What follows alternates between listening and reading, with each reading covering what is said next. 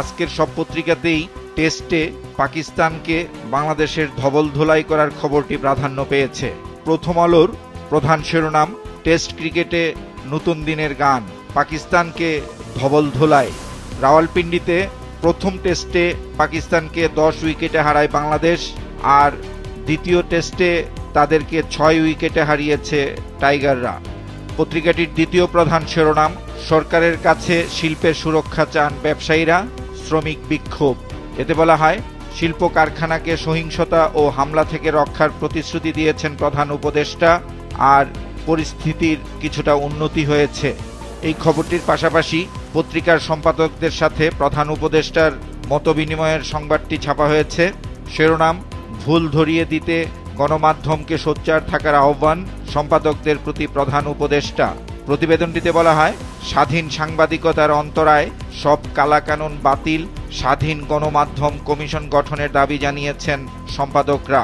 প্রথম আলোর প্রথম পৃষ্ঠার দ্বিতীয় ভাজে প্রকাশিত আরেকটি গুরুত্বপূর্ণ খবরের শিরোনাম, ব্যাংকে খেলাপি ঋণ বেড়েছে 1,89,000 কোটি টাকা, আওয়ামী লীগের 1.5 দশক।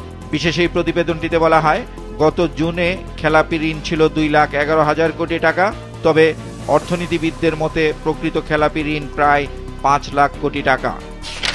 সমকালের প্রধান শিরোনাম, বদলে যাওয়া বাংলাদেশের পাকিস্তান জয়। প্রতিবেদনটিতে বলা হয়, পাকিস্তানের মাটিতে প্রথমবারের মতো টেস্ট সিরিজ জয়, ঘরের মাঠে ইংল্যান্ডের পর বাংলাদেশের কাছে দ্বিতীয়বার হোয়াইট ওয়াশ পাকিস্তান।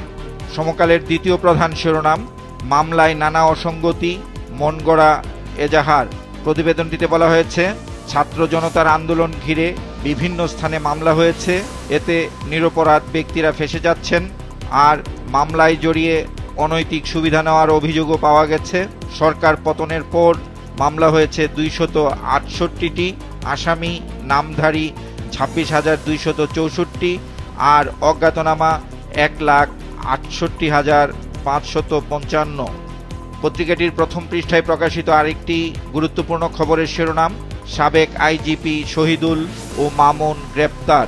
খবরটিতে আরও বলা হয়, ডায়মন্ড ওয়ার্ল্ডের ব্যবস্থাপনা পরিচালক দিলীপ কুমার আগরওয়ালাকেও গ্রেপ্তার করেছে র্যাব। অস্ত্র উদ্ধার অভিযান নিয়ে সমকালের শেষ পৃষ্ঠায় প্রকাশিত খবরের শিরোনাম, পুলিশের 5,829 অস্ত্র, 6 লাখের বেশি গুলি লুট। প্রতিবেদনটিতে বলা হয়, এসব অস্ত্র ও গুলি উদ্ধারে দেশব্যাপী যৌথ বাহিনীর অভিযান শুরু হয়েছে। এখনও 2,000 আগ্নেয়াস্ত্র ও 3,20,660টি গুলি পাওয়া যায়নি। যুগান্তরের প্রধান শিরোনাম, নেপথ্যে সাবেক জ্বালানি সচিব মুনিম সিন্ডিকেট, ভুয়া কোম্পানিতে 900 কোটি টাকার কাজ। প্রতিবেদনটিতে বলা হয়, তদন্তের পর প্রকল্প বাতিল হলেও 12.5 কোটি টাকার বিড বন্ড আত্মসাৎ করা হয়েছে, আর সিন্ডিকেটের সদস্যদের মধ্যে রয়েছেন সাবেক পেট্রোবাংলার চেয়ারম্যান, সাবেক বিজিএফসিএল এর এমডি সহ 5 জন। যুগান্তরে পাকিস্তানকে বাংলা ওয়াশের খবরটিও বিশেষ গুরুত্ব সহকারে ছাপা হয়েছে। এছাড়া পত্রিকাটির প্রথম পৃষ্ঠার শেষ ভাজে প্রকাশিত আরেকটি গুরুত্বপূর্ণ খবরের শিরোনাম, ইসির জাতীয় পরিচয়পত্র তথ্য ভাণ্ডার, রাষ্ট্রীয় সহায়তায় নাগরিকের ব্যক্তিগত তথ্য বিক্রি। প্রতিবেদনটিতে বলা হয়, নির্বাচন কমিশন ও বিসিসি মিলে পরিচয় প্ল্যাটফর্মকে এনআইডির তথ্য সরবরাহ করছে, যা তারা টাকার বিনিময়ে বিক্রি করে।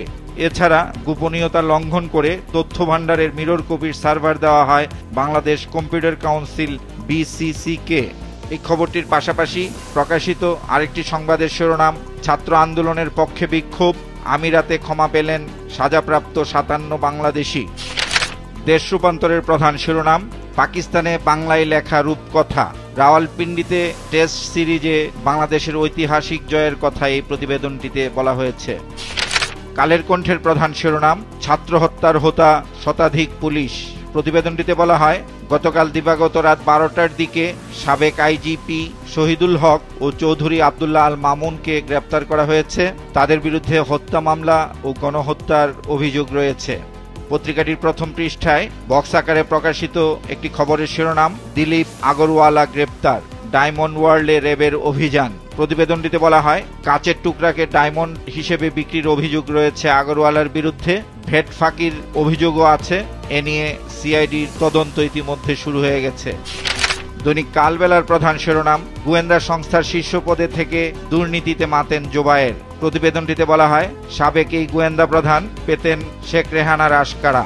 এতে আরো বলা হয়, সংস্থার কার্যালয় দখল করে আত্মীয়ের নামে বরাদ্দ, নির্বাচনের আগে ব্যবসায়ীদের ধরে নিয়ে করতেন অর্থ আদায়, ৬০০ কর্মকর্তাকে মনগড়া শাস্তি দেওয়ার অভিযোগ, একাধিক বাড়ি, ফ্ল্যাট ও রিসোর্টের বেশিরভাগই স্ত্রী ও ভাইরার নামে করা হয়েছে, আর লন্ডন সহ 4 দেশে রয়েছে তার অগাধ সম্পদ। বাংলাদেশ প্রতিদিনের প্রধান শিরোনাম, ভুয়া কাগজে ব্যাংক লুট। বিশেষ এই প্রতিবেদনটিতে বলা হয়, সরকারি বেসরকারি ব্যাংকে সম্পত্তি বন্ধক রেখে নেওয়া ঋণের অডিট জরুরি। জমি বন্ধক রেখে ব্যাংক থেকে নেওয়া ঋণের পরিমাণ ৯,২০,৯০৪ কোটি টাকা। আর অর্থ আত্মসাৎকারীদের বিরুদ্ধে ফৌজদারি মামলা ও ব্যাংক খাতের সংস্কার চান অংশীজনেরা। এই খবরটির পাশাপাশি প্রকাশিত আরেকটি সংবাদের শিরোনাম, খেলাপি ঋণের রেকর্ড 2,11,000 কোটি টাকা। পত্রিকাটির প্রথম পৃষ্ঠায় প্রকাশিত আরেকটি খবরের শিরোনাম, ৮ বছরের বন্দিত্ব নিয়ে মুখ খুললেন আজমি, আয়না ঘরে ভয়ঙ্কর জীবন। পত্রিকাটির শেষ পৃষ্ঠায় প্রকাশিত আরেকটি গুরুত্বপূর্ণ খবরের শিরোনাম, শিল্প ধ্বংসের ষড়যন্ত্র, বহিরাগতদের ইন্ধন দিচ্ছে একটি গোষ্ঠী। একই পৃষ্ঠায় বন্যা নিয়ে প্রকাশিত খবরের শিরোনাম, বাড়ছে পানিবাহিত রোগ, বন্যায় মৃত্যু বেড়ে ৭১, পুনর্বাসনে সহযোগিতা করবেন দাতারা। ইংরেজি দৈনিক দ্য ডেইলি স্টারের প্রথম পৃষ্ঠায় রাওয়ালপিন্ডি টেস্টে বাংলাদেশের ঐতিহাসিক জয়ের পর টাইগারদের উল্লাসের ছবিটি বড় আকারে ছাপা হয়েছে। এছাড়া তাদের প্রকাশিত আরেকটি গুরুত্বপূর্ণ খবরের শিরোনাম, take urgent steps to ensure security, business leaders urge interim government chief amid protest unrest in industrial areas. প্রতিবেদনটিতে বলা হয়, শিল্পাঞ্চলে নিরাপত্তা নিশ্চিত করার জন্য ব্যবসায়ীরা প্রধান উপদেষ্টার কাছে জরুরি পদক্ষেপ নেওয়ার আহ্বান জানিয়েছেন।